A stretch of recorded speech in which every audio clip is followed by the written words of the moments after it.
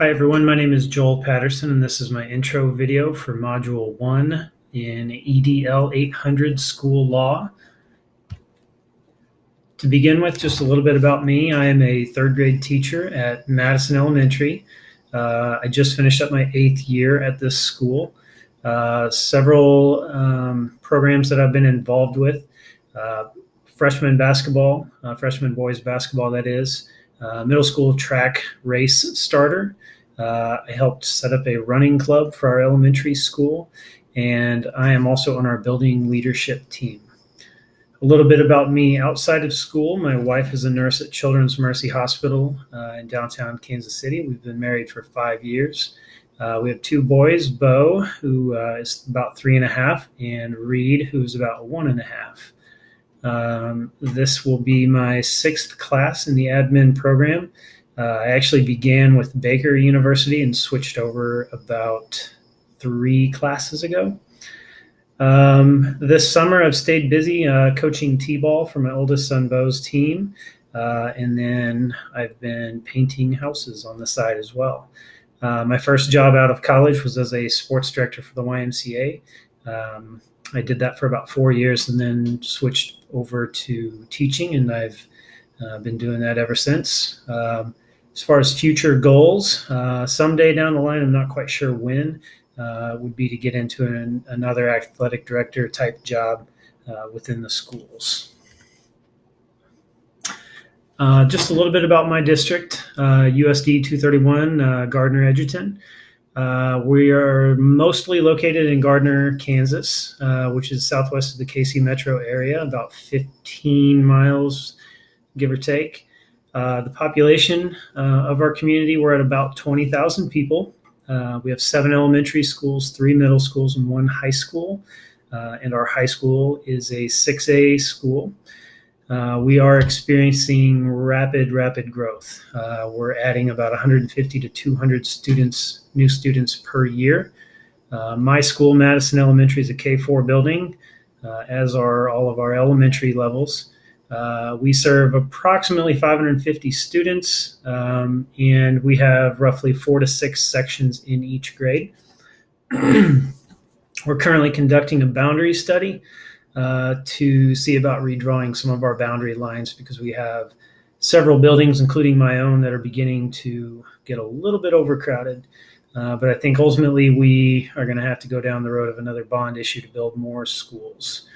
The average age in our community is 31, and the state average is 36. You can tell that Gardner is a young and active and involved community, and kind of see why we're growing at the rate that we are. Our high school in the past year or so opened up their advanced tech center and have some career pathway programs such as a construction program, culinary arts, just to name a few that high school kids can get involved with to kind of put them on the path that they'd like to get into as a career. Critical reflection.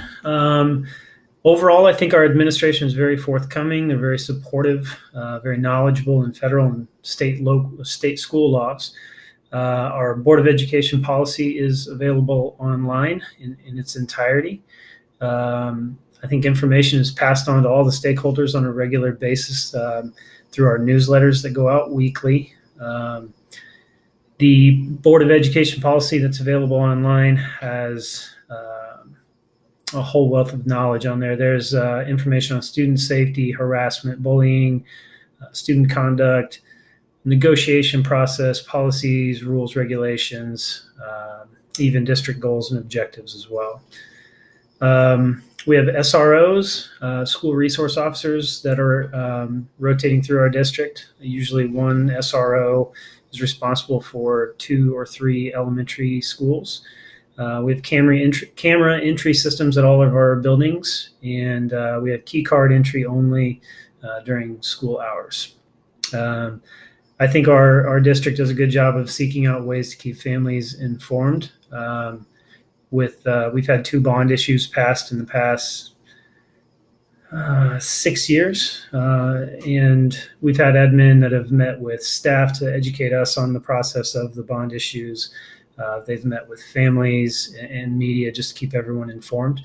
We also have site council meetings and board meetings that are open to the public.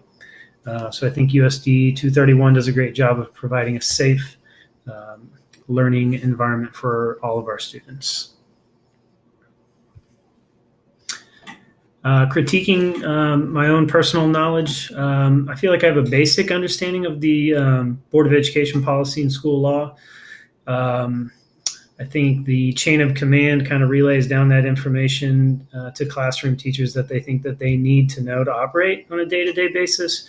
But I do know that there's a lot of areas that I am lacking, I guess, in terms of school law. So looking forward to picking up a lot of that information in this course. My last principal used to always ask us, would you be okay if the media were here? So I think that's kind of like a guiding mindset for us as we kind of approach each day and how we interact with our stakeholders. Just, would it be okay what you're doing if the media were here watching you? So kind of a good frame of mind to have. I would like to pick up some information on a lot of things, but just a few that I highlighted here is liability, title funding, ELL programming. The community that we serve in my building anyway, we are not a title school and we don't have any ELL students. So I feel like I could stand to learn a little bit in those areas.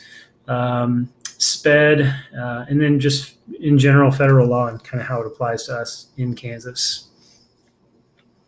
As far as my plan to improve, obviously complete all 16 modules within this course. I think the biggest area to kind of better ourselves is just to collaborate with our classmates in our Google community.